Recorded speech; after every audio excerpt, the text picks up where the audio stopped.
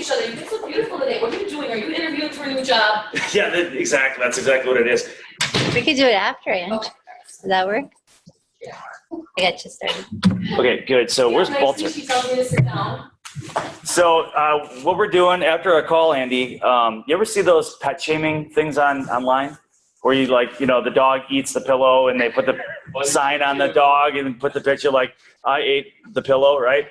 We're going to do the same thing with Angie with leads. Like, I don't keep notes on my leads and here's what happens. We're going to put a sign on her. We'll keep notes on my leads. We'll put the CRM up on the thing. We're going to lead shame Angie here after that last call. We got Dan right here. Okay, Bolts, are you there? Yeah, but I'm the only soul here, dude, so I'm going to log off. Oh, so they knew you were coming then? Yeah. Okay, who do we have at home? So Ted Williams. Okay, so we got... Let me see who else. We have Kate Johnson, Leah Hetzel, Amy Watton, Ted Williams, and Casey. Good. We can tell Kate that we can send some tools and perhaps some assistance to get the sunglasses out of her hair. I got She'll know. Oh, you did? Okay, perfect. Good. All right, we're going to get started. So lead conversion, we're going to I don't remember what we did last week, but we're going to get picked up today with a couple different things. First off, I want to talk about with lead conversion. I want to talk about that moment when you meet that buyer at the property. So we're going to talk a little bit more today about converting, not just in the initial appointment, initial phone call, but how to keep them in your wheelhouse after you actually meet them. Because we hear a lot of what? Andy, what do we hear a lot of? Well, I met them, but then they went dark, right? So I want to talk today about best practices, how to keep them in the wheelhouse and how to communicate that, how to keep communicating with them after that initial showing. What is the one magnet you have the first time you meet them? What are they interested in? Is it the house? Not you. Not you. So you have to really hone your skill that when you first meet them, how do you get them where you're going to build that rapport and you're going to make them go, I want to work with you? How are you going to influence them to want to work with you in one showing? Remember, the only thing that you have in common with them is that one property. So this is a couple things we want to talk about. Number one, this is why we want alternative properties. That's why what? Other alternative. Yes, because they found the property that you were attached to. You want to find the property to bring them somewhere else. You're kind of just come with the property. You're a necessary evil on the house they want to see. Once you start establishing value and saying, look, here's some other options and opportunity for you, that's where you start furthering yourself as a true consultant and somebody that they might need. Why? Because you're giving them something they didn't know existed without you. Does that make sense to everybody? Yes. Good. So here's a couple things that happen. We hear a lot of this. I set them up on a search and they went dark. I set them up with a search and they never engaged with it. They never opened it. What's the beauty of our wonderful MLS system? To set them up on a search, they've got to do what? They've got to go in and they've got to click on it and accept it. That means that's work on their end. We're sending them home with an assignment. Every week I send Angie home with an assignment to go into her CRM and enter notes. How often does she actually do it? I was on a really good roll there. Yeah, for like a week. So my point is we're sending them home with homework that we know that they may not do. So again, when the MLS was, when Northstar first came out, when was that? 10 years ago now or something like that? And those, automated emails, it sounded great. But now we have this. This changed everything. This smartphone has changed the way the consumers search for property and how they engage with them.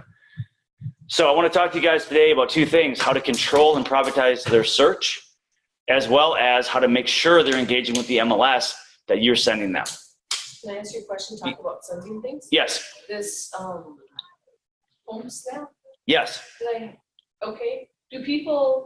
How can you use it on social media to advertise? Do they text something to us or what? So how do you advertise through social media on HomeSnap? Yeah, how would you do that? So I probably wouldn't on HomeSnap. What I would do with HomeSnap, I'll show you. We're going to talk about how to use HomeSnap right now.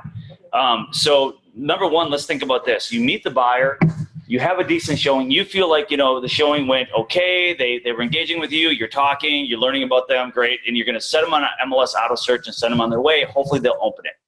Angela, where did you go? This is specifically for you. No, because my meetings, I have really good meetings usually, and I'm really actually surprised that they then don't get actually Here- expect to go in. Here's rule number 1. Do not leave that showing or those people. Do not leave those people until you have formed their search and went over their criteria. Tell me about the house you're looking for. What does that look like in a perfect world? What does your dream house look like? Oh, you like Andover, you like Anoka County, you like Ramsey. Great, perfect. We'll set that up. By the way, how many bedrooms in a perfect world? How many bedrooms and bathrooms would you like?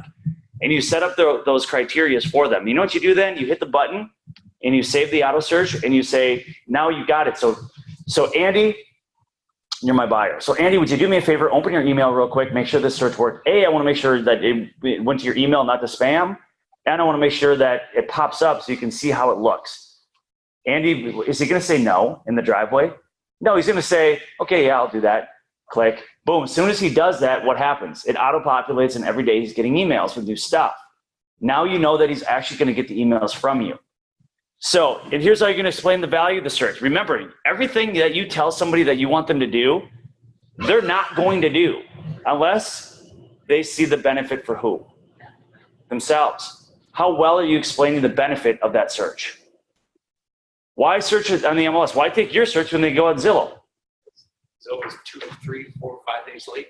Okay, so Zillow is later. They're going to claim they're not, but they're going to say it's instant. But we know there's inaccuracies. There's fall through. There's failure points with Zillow, with Realtor.com, with anything. There's failure points. Okay, so do they know that? Are you explaining that? And are you explaining it well enough that they're going to say, I want your search? How about this? Andy, here's why. I know you like Zillow. I know I met you through Realtor.com. You're out there looking at houses. Awesome. I'm going to tell you something. You know where Realtor.com, Andy, where they pull their information from? As a buyer, are you going to say yes? What are you going to say? Not really, no. Well, let me explain how this works. The MLS, the actual MLS that all the realtors plug their information into. So when I list a house as a realtor, it goes to the MLS. The MLS then syndicates and sends that information to Zillow and Realtor.com and everywhere else in the world. What I'm doing is removing the middleman, and I'm going to send it directly to you. Now, the problem with Zillow and Realtor.com is there's some delays and there's some inaccuracies. We found properties that have been sold for a year still showing up active on Zillow. I'm going to cut out the middleman and send you the properties directly. And by the way, I'm going to make sure that your search is less labor intensive. So you don't have to keep going in there and looking for homes. Every time something gets listed in your price range or falls into your price range from a reduction, it'll get sent to you automatically. When you have that automatically, you're going to get up in real time. Get up in the morning, there may be listings there. Noon, there may be listings there. You'll be notified in real time when they happen. So you're going to explain the value of that search. Now, even though we're telling that, you know what they're still going to do? Go on a realtor, whatever. They are. And I used to bet money with my clients. I'm going to say, after I explain that to them, I say, I know you're still going to go on Zillow. In fact, I'm going to bet you $5 right now that you were going to call me and say, I found this house on Zillow. Why do they do that? Because they have to do it for their own mind. They're like kids with 4-year-olds with toys. They have to do They it. have to find it. They have to do it. They have That to or find it. some of their friends said, hey, I saw this property On Zillow, go check it out. So I would have clients call me and they're like, I'm sorry. I know you told me not to do this, but I found this property on Zillow. And before I look it up, I say, do you remember what I told you about that property? Well, you said it's probably sold. Remember, you owe me $5 if it's sold. And they laugh. And then I would go and look, guess what? It's sold. Okay, I owe you $5. I wouldn't take the $5. But my point is I would always do that, right? Well, I'm saying I didn't hear, because I don't want to look bad in front of you guys. No. Yeah, and they're under the assumption that, like, if they use different searches, different properties are gonna be. They are. And even though you explain to them, there's the only place, the central hub where the properties run through is here, and it gets dispersed, they still have to look. Now, if they find something that's not in your search, what did they do? They went outside their search parameters. This is why that you need to be very careful when you start their search. You cast a wider net than what they explain to you. If they say, and we're a perfect example of this, our house is 6 blocks outside of where our search zone was. Like literally, we were looking in White Bear Lake, nothing was popping up. We drive 6 blocks to White Bear Lake and we see this house, we're like, why is this thing not on our search? Oh my God, it's past the border. So, we went 6 blocks outside of our radius. We bought the house that day. So you have to cast a wider net, a little bit further than they want to look, a little bit more expensive, a little bit less expensive with, a few less restrictions. Send them literally 2 searches or send yourself a separate search. What I used to like to do is send myself the wider net and give them the specific one that they wanted. So then I could call them Andy, hey man, how you doing? Great, perfect. Well, I'll tell you what, you have not seen this property. It was not in your search. It's 75% of what you described, but I'd rather have you say no to it than me. Here's the property. Yeah, it might be worth looking at. And now you give them options that you're finding, okay? So here's the thing.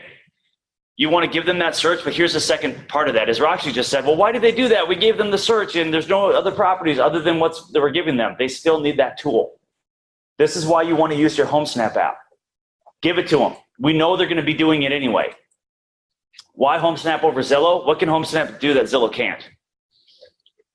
What's that? It's direct, but here's the thing you can do with HomeSnap. This is the value. You guys need to remember this. I will make you repeat it 3 times today before we leave. You can take your phone out, point it at a house while you're driving, slow down, point it at a house, click, and all the information populates. You don't have to search for anything. It'll do it for you. That's the value of HomeSnap. I can pull up, I don't have to search, enter addresses, look at maps. I walk up and I go, click, even if the house isn't listed. I will still get it. Click, you just point it. Point, that's how you do. Yeah, point and put, touch it. It's a touch screen. So explain that. And what I'm talking about, guys, is privatizing their search. Get them on the MLS auto email search, and then give them the tool when they're out playing around like a 4-year-old with a toy. They need it. That's their fidget spinner. So can they text you through? They can communicate with you. HomeSpot? I'm gonna warn you though. You better be watching those notifications, because if you're not, like I used to do, I used to have people try to do that. Then I wouldn't pay attention to notification. They got mad at me. So they can do it, but I'd advise you against it. I know HomeSpot works. You can do that same way. Yep. It's called HomeSnap. HomeSnap. It's just an app that you put on your phone. Scott, this. I'm gonna slap you upside the back of the head after this. This has been out for a couple of years. HomeSnap is huge. It's from the MLS. But here's the thing, Jess, can you pull up the comparison between HomeSpot or HomeSnap, the page? Yeah. So what you can do with HomeSnap, literally, It's a snap. I'm gonna show really you. remember it. It's like Snapchat. Snap the house. I'm gonna show you this, Scott. So check this out, guys.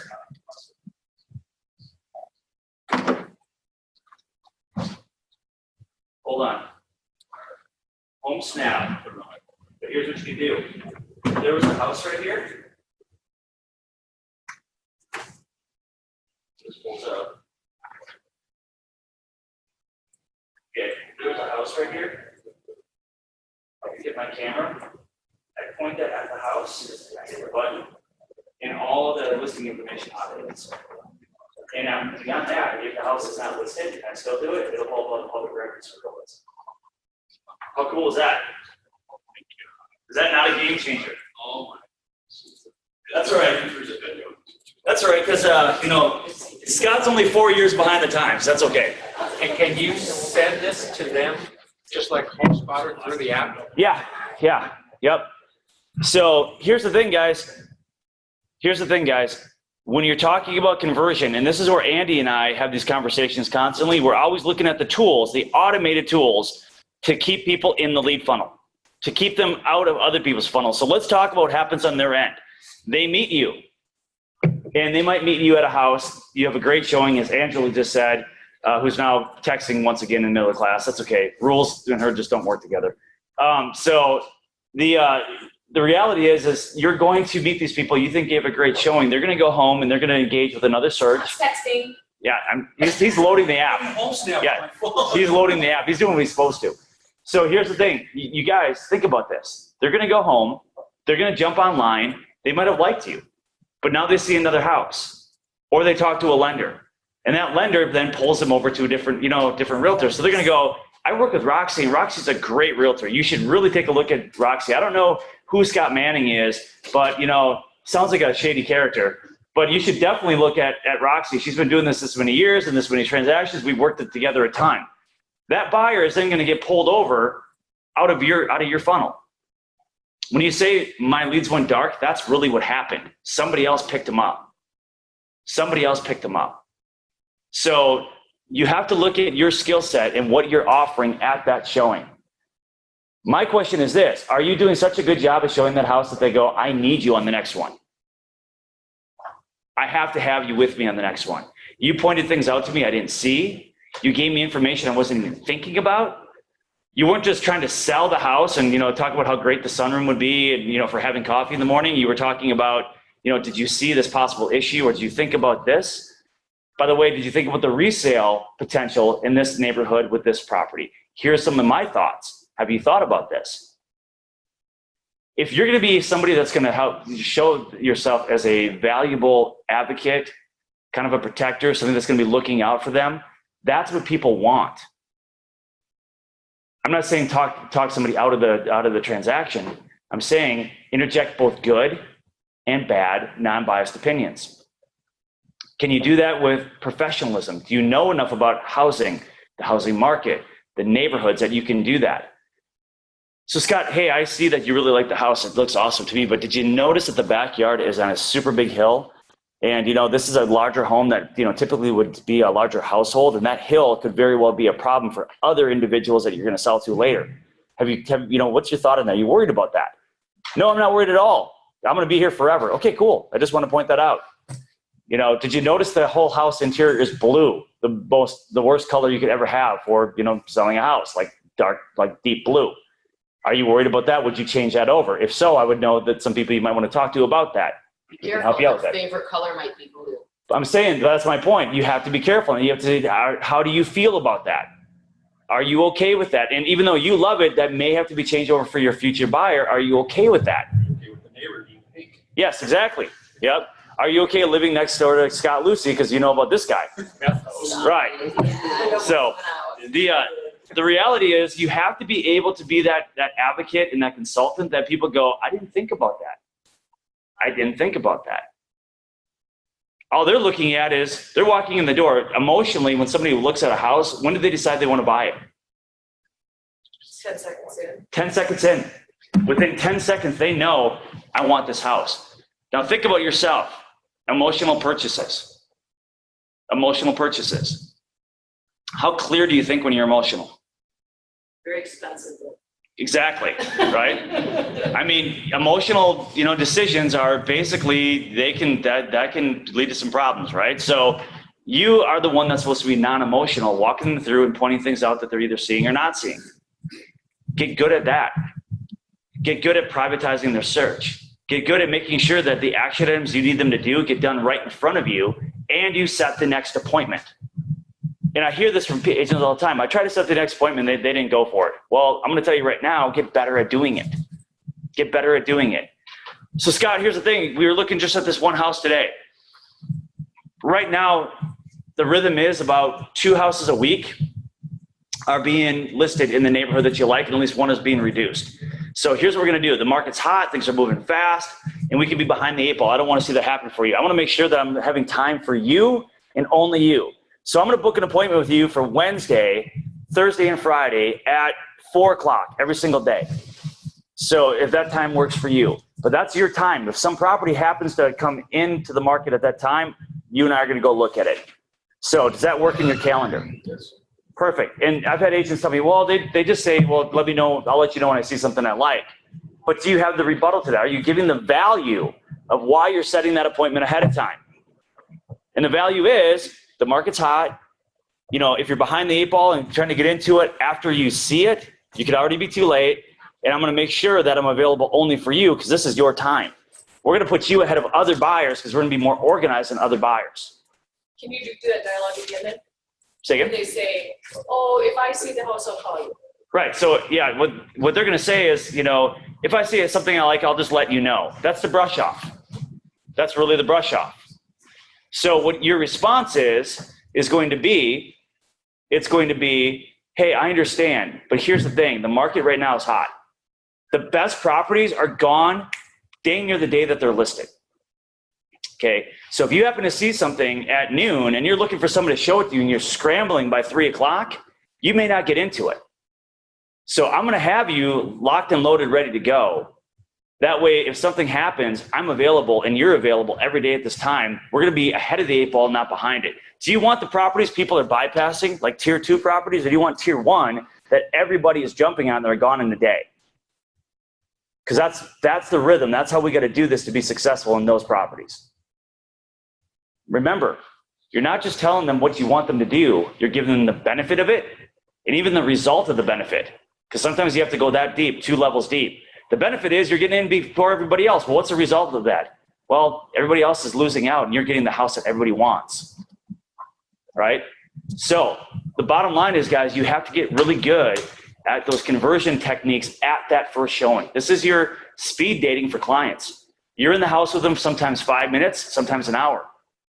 But you're speed dating for building rapport and getting that client. And what do we want most out of that showing? The next appointment. What's our rule number 1 in setting in lead conversion? What's our number 1 objective? Set the appointment. So we're at the appointment. What's our number 1 agenda? Set the next appointment. Okay. Give them the tools necessary to do that. Get them on the MLS search. Talk about properties you're finding. Cast a wider net. Suggest things that they're not even looking at. By the way, when we're talking to somebody, we can do this. Here's your MLS search. Have you seen this one, this one, this one? Oh, you haven't seen that one. Do you like it? Yeah, that's okay. You like this one? I like this one better. Great. Let's set both.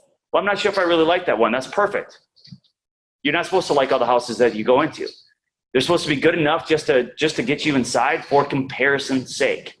The worst thing that can happen to you, Scott, as a buyer, is to walk into one house, have it be perfect, and you not have the confidence to pull the trigger because you're not educated enough about the market.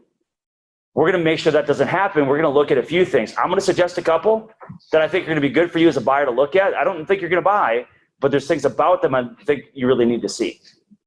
33% of all the properties I sold in my career were the ones I did that with, that they did not pick themselves. And it's streamlined the process to get them into houses. Instead of 10, 12 weeks, they were done in 3 or 4. You don't want to be bottlenecked with 15 buyers looking all at the same time. You got to move them through the pipeline. That's how you get more leads converted and closed, moving them that process through. Or you do like I did and showed one person 62 houses. Worst freaking client in my life. 5 offers, 62 houses in a buyer's market like you wouldn't, a buyer's market like you wouldn't believe. Oh my God, that was terrible. So. That was family though, wasn't it? No, he should have been by the end of it. I pretty much bought him. About 50 houses. I showed her the first 4, and the 4th one was the perfect one. Yep. We came back up to the 50 and made me Right. Nice. So the reality is, guys, I'm trying to give you the insight on how you be more successful once you have that appointment. 72% of people are still going to use the first agent they have a meaningful conversation with. Okay. So when you're looking at your numbers, you're going, I'm only converting 50% of the people I meet and have a showing with. That's not the buyer. They're not bad leads. You have to sharpen your axe. There's a technique, there's a skill set to this. If you're not converting 70, 80, 90% of everybody you're meeting with at those showings, you can improve. And you can rest assured that 99.7% of the other agents out there are not getting the appointment and are not coming with value. You're just showing them. There's 2 levels of agent in this world, right? There's the professional door opener, and that's really all they do. And here's the professional door opener. Hey, my name is Mike. Glad to meet you. Let's go inside. After you. Are you done looking at the house? Would you like to write an offer? No. Okay, let's move on to the next. That is literally most of the industry. Or once in a while, they'll throw out something that they think will sell the house. Let me tell you something, guys. I've never sold a house in my life. You're never going to talk somebody into buying a house they don't want. And, if you go to a car dealership and they got 30 seconds to close you, they're going to walk up to you and say, oh, you look great in that car. Want me to start on the paperwork? And I want to punch them all in the face every time someone does something like that. Now, you take that into an emotional setting like buying a home, and you're dead in the water. You're not going to sell the house. The house will sell itself. Your job is to reassure. If they're feeling negative about it, reassure it. If they're feeling positive about it, reassure it. Your job is to be a consultant, help them with what they want. But you do not want to try to sell.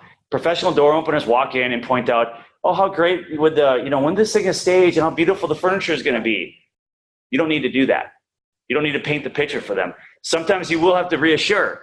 This garage seems pretty small. Yeah, but the garage is super cluttered. I'd love to see what happens if they actually remove the stuff, because when we measure it, it's 24 by 24. That's actually bigger than normal size. Oh, cool. Yeah, great.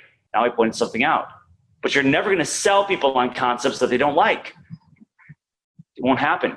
Your job is to get them in the door, be more than a door opener, interject value, point things out that are going to be something that they go, oh, hey, look at that. I didn't see that.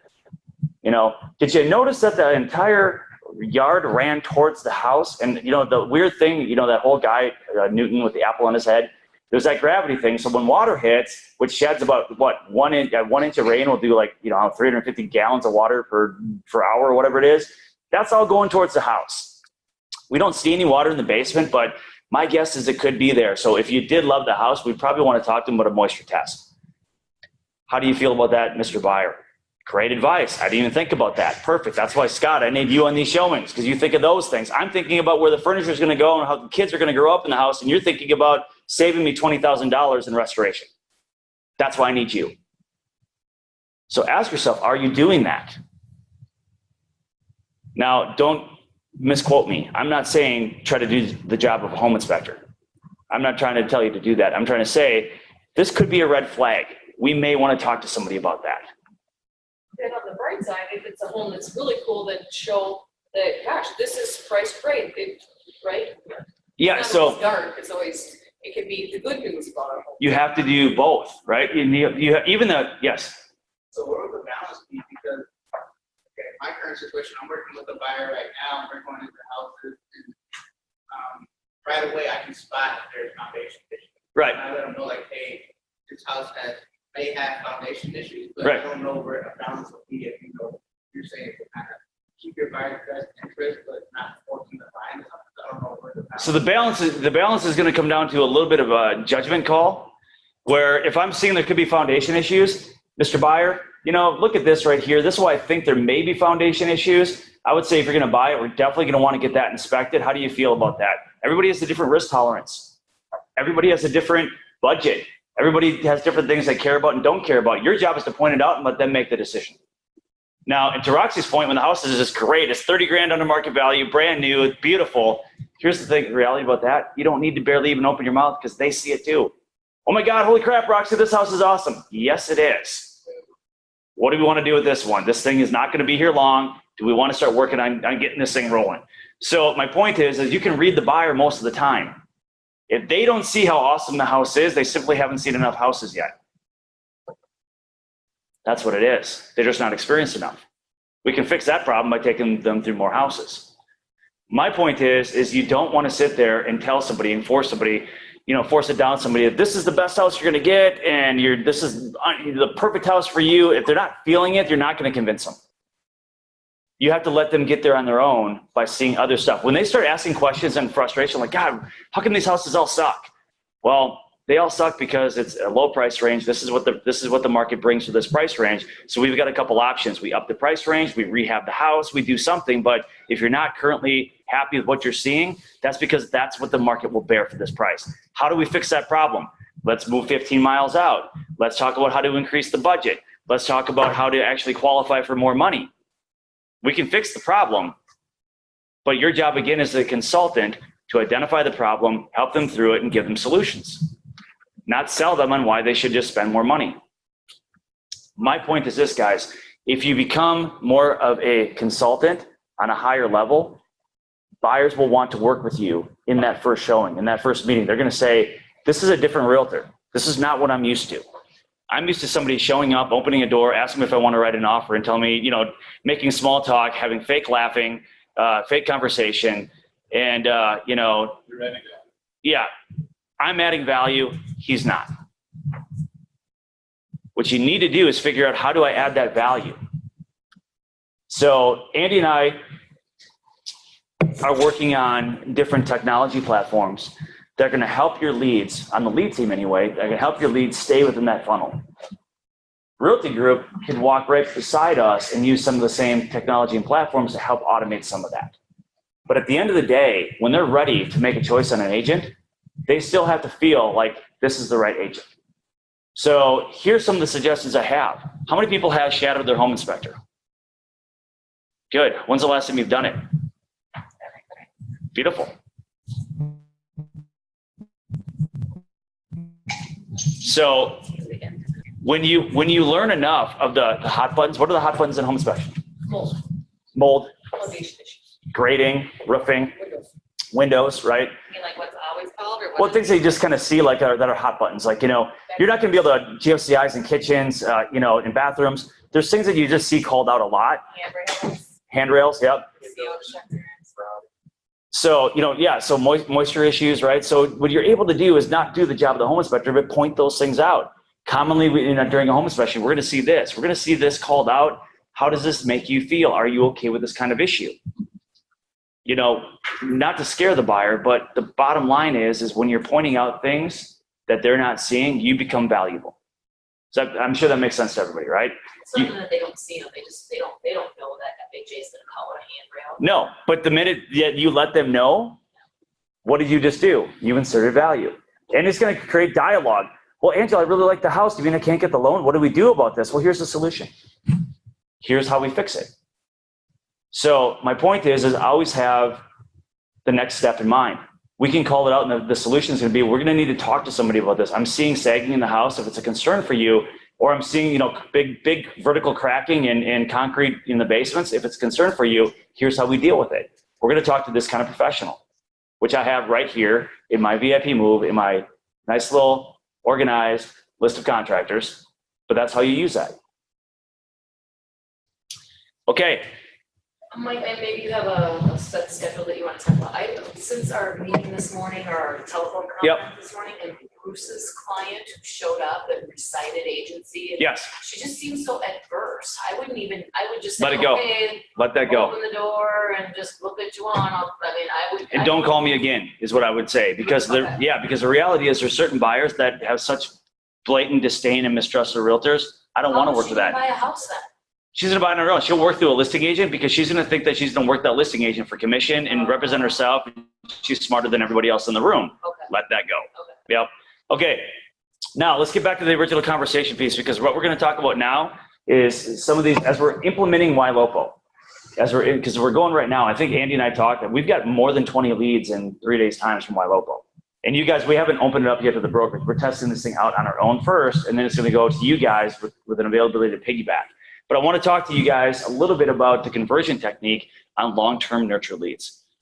We basically got two types of leads in this world. We got the ready right now, and if they're ready right now, it's, I want all your attention, I want personal attention, I want you ready at my beck and call. If they're not ready right now, and you try to display that kind of attention, what reaction do you get? They go dark. Yeah, F off, don't talk to me. I don't want to be bugged by you. It's all on their terms. That's what they want. They're the consumer. So what you guys have to understand is a lot of these leads that are coming in right now, the way consumers are starting to shop for housing is not the way it was back in 1998. We used to be the gatekeepers that had the information. If they needed info on houses, they had to come to us. And they'd say, you know, I'm not really ready right now, but I'm thinking of buying. How do I get started? They don't need to do that anymore. Not for lending, not for home search. They don't need to do that anymore. 6 months, 8 months, a year before they ever even think about really buying, they're online, clicking on things, engaging with people like yourselves, and being picked up in other people's lead funnels. That's what's happening. It's the number one reason why referability has gone from 66% down to 44% in 5 years' time.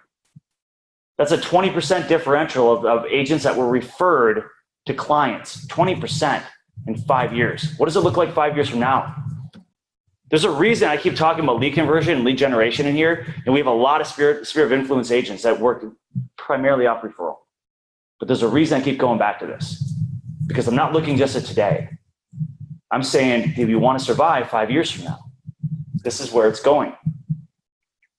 Anybody remember that funny little company that used to be around called Blockbuster? What happened? How? They didn't convert. To what? What did they not convert to? To Consumer demand. Which is? Netflix, Amazon. Netflix. Streaming. Netflix killed that. Video streaming and on-demand video killed Blockbuster. Why did Blockbuster not invent that product? They're comfortable. They were complacent. They had their business model. They didn't shift. They didn't shift. Let me ask you this. Do you remember that company, Borders Books? How about a recent one, Toys R Us? What happened? Amazon. Did consumers stop buying toys? Did consumers stop watching video and movies? The medium of exchange did not change. It's still money exchanged for a product. The way that they shop for that product has changed. Did you hear that Best Buy might be going out of business next because of Amazon? I believe it. And I believe it. And here's the thing, guys. Here's the thing. They've shut down a lot of stores, but here's the thing I want you guys to understand. You can't add a house to a shopping cart. You can't go, oh, you know what? I like this 4-bedroom, Rambler in Coon Rapids. I'm going to add that to the shopping cart, click, you pay, and all of a sudden it gets delivered. We're not going to have that same problem, but we are having a major problem surfacing right now on how consumers first find us. And our industry is not prepared for this at all. We're not adjusting. We're adjusting so slowly that it's bothersome to me, because we all know this is coming. And you have agents who are going to talk about how overwhelmed they are. Oh, another technology platform. I don't want to learn this. I'm too overwhelmed. This is too hard. I don't want to do it. Do you want to be in business in 5 years? If not, then don't learn it. You'll be working harder. You want to talk about overwhelmed? Wait 5 years when referability is down another 20% or more, and your business went from 40 transactions a year down to 15, and you got to work 4 times harder to get those 15. You want to talk about overwhelmed? The reason we're doing this here now is to try to keep you guys ahead of that. So I want to talk to you for the rest of the hour on lead conversion techniques for those situations. Because everybody thinks, oh, it's a Facebook lead, they suck. Facebook leads suck. It's a Commissions Inc. lead, they suck. It's a pay-per-click lead, oh, they're not real, they suck. They entered the name Mickey Mouse and gave me a fake phone number, they suck. They don't suck. They're just not ready yet. You have to learn to fish upstream and find them before they're ready, because that is where you're going to be successful. You know who does that really well? Zillow. Zillow's finding them before we are. How do we know? Because Zillow is a huge conglomerate that controls so much of the lead flow in our industry now. It's ridiculous. Last I heard, they were reporting 160 million unique visitors in a 6-month period. 160 million unique visitors in a 6-month period. Let me ask you this. How many homes a year are sold nationally? Between 5 and 6 million. You get 160 million people for a 6-month period? Think about that. How many people are looking 3 or 4 years ahead on Zillow? Is a lot of it because Zillow's kind of become Google? Like everybody. It is. It's a Google of real estate. I'm just gonna Google it. It's the Google of real estate is what it is. But my point is Zillow has learned, to my point, they have learned to fish upstream. Before people are even ready, they're on Zillow. Yeah. So H&R Block. Yep. I feel like the real estate model is kind of similar to your tax lender. So I mean, people go to tax later. Yep. As far as they can, it's their Right. Yep. Well, I went very true. I'm gonna have a professional. Right. So I mean, it's still kind of like a tax layer of real estate business.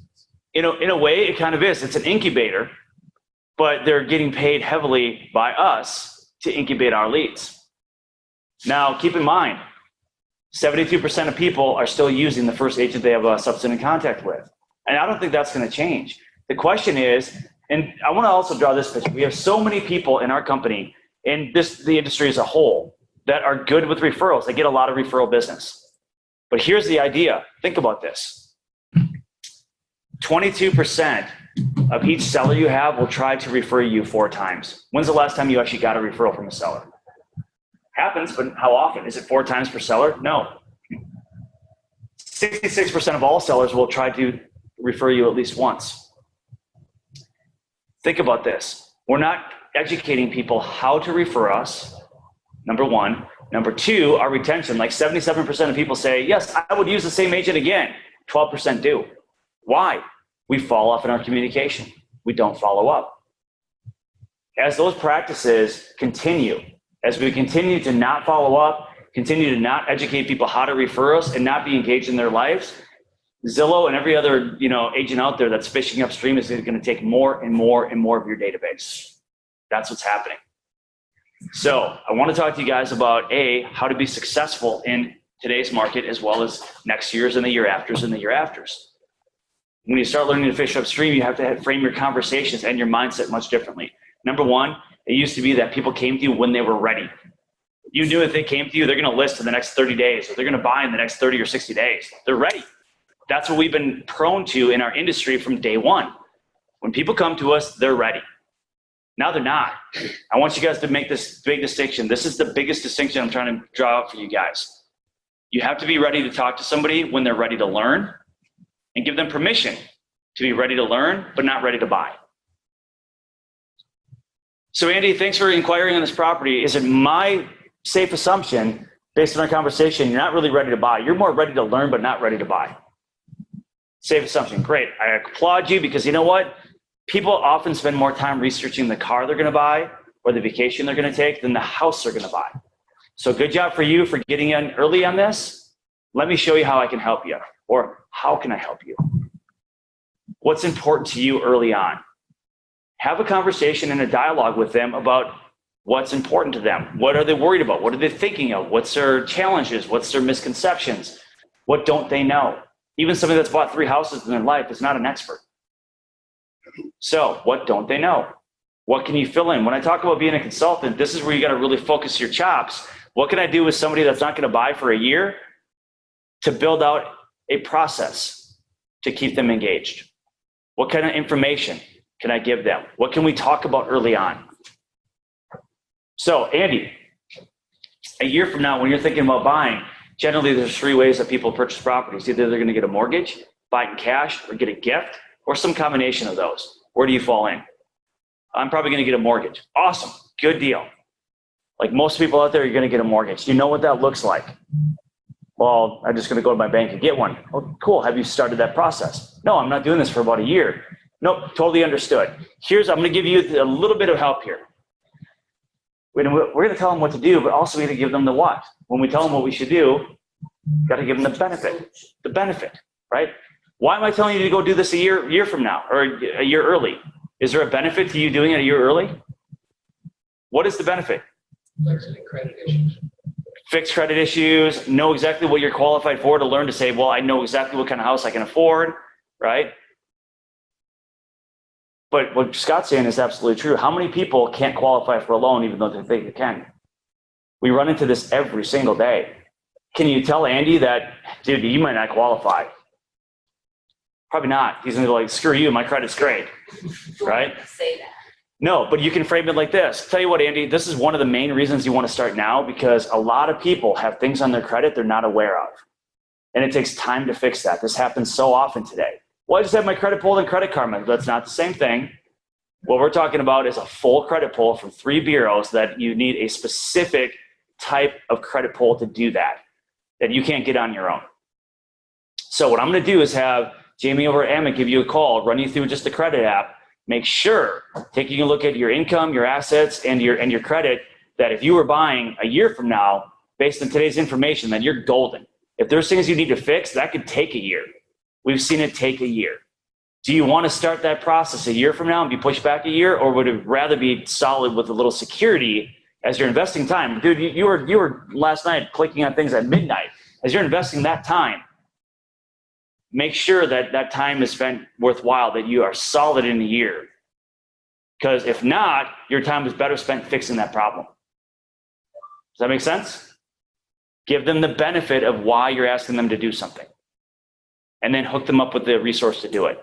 I'm gonna have Jamie or Andy give you a call. It'll take 10 minutes. You get on the phone, go through a couple things, and that way you know you're solid. Once he has that appointment and he goes through the financing approval, do you think that we've pulled a little bit further in the tunnel now? Now we have a lender that's going to be working with them. I mean, psychologically, something just happened where we're starting to work together. Do you think he picks up on that? Yes. And they think that Credit Karma's gold. I just had my client yesterday Mhm. called Andy, said, well, my Credit Karma score is 620. Yep. I mean, that's what they're going. That's what they're going off of. They're creating their path, their Yep. budget, whatever, from that. So what we'll do is I'll get TurnScore to actually give us a deep dive on the difference, like really good talking points on the difference between those. Because You got your FICA, yeah, but no, your Fair Isaac, right? So nobody knows what that really is. Like you guys couldn't explain that with enough detail and power to make it sink in. We'll get TurnScore to come in and we'll get you some good talking points on that. Because again, once you become the right advocate and right consultant, they start glomming onto you for information. Okay, we get Andy pulled in through financing. What else might Andy know? So tell me, Andy, in your dream, in your dream house, in the world of your dream house, painting that picture, a year, yeah, in your nightmare, I'm your agent. No. So in a perfect world, what does your dream house look like? Describe that to me. A year from now, how do you see that rolling out? And Andy's going to tell me all about it. I'm going to go, awesome. So what I'm going to do is, even though you're not really ready to search for houses, I will send you a search so you can follow when houses both are listed and what they sell for. So I'll give you the sold information. You can start seeing kind of what things are listed for and what they're selling for and how long they're taking. Also, Andy, what I'm going to do is about once a month, send you the monthly market report of that neighborhood. So you'll see if it's going up in value, down in value, if things are stable, if things are changing. That way you'll be a well-educated buyer. And you know what a well-educated buyer is? It's ahead of the 8 ball. When you start actually looking for houses and you know what you're doing, you'll be able to make decisions much faster and much more confidently than everybody else out there. We're going to get you well prepared for that. Remember, you need a ready to learn but not ready to buy package. You need to form that presentation and that package. And that's so important, guys. I can't even stress that enough to you. If you're ready to learn but not ready to buy, and you need to automate a lot of this, by the way. A lot of the communication should not be you dialing the phone every month. A lot of this should be campaigned. Once you explain to them what's going to happen, that's when you set them up on the campaigns and you set them up with the market reports and things kind of just automate and flow to them. That way you're not going, oh, shoot, I forgot to call so-and-so last month. I got busy. No, it has to be automated and set up as a campaign. That's what the technology today can do. Any questions so far? Okay, so let's do this. Let's team up a little bit, whoever's next to you, and have that conversation of the ready to learn, not ready to buy. Somebody clicked in on YLOPO. Somebody did something with, Commissions Inc. or Facebook, and you got a hold of them. They actually answer the phone, and you're going to have that conversation, and they're not ready to buy for a year. So partner up and have that conversation. Tell me how it feels. We got 10 minutes. Go for it.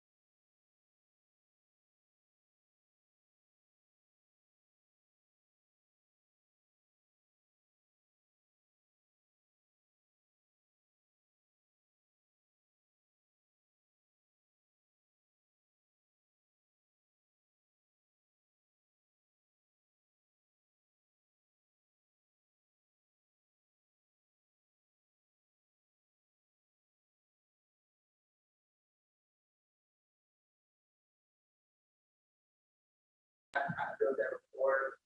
I guess what worked really well is the fact that I feel like you get to see multiple sides of it from MBA somebody in your sphere and some MBA somebody not in your sphere. Yep. So it definitely gives you a couple of good things to kind of look out for when you're speaking to. A stranger? Yeah. Yep.